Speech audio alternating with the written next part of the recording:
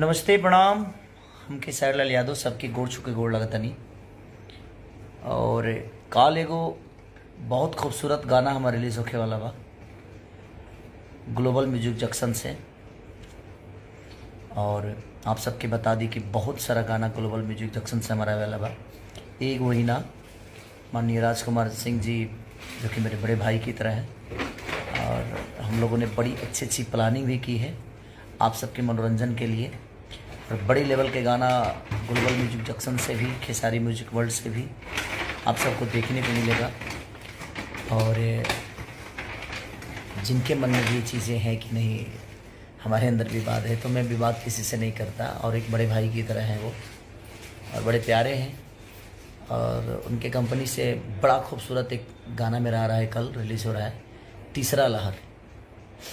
अब वो तीसरा लहर क्या है आप सबको समझ में आएगा। विवादित नहीं है भाई, तीसरा लहर अच्छा गाना है, बेहतरीन गाना है। तो आप सबके बीच में कल वो आ रहा है ग्लोबल म्यूजिक जंक्शन से। तो आप सब्सक्राइब भी करिए और प्यार दीजिए राजकुमार जी को और ग्लोबल म्यूजिक जंक्शन को और अपने भाई खेसारी को। और एक और खुशखबरी है, जो साउथ में मैंने मूवी की थी राउडी इंस्पेक्टर, उसका ट्रेलर कल रिलीज़ हो रहा है आप सबके बीच में। और वो टीम कंपनी के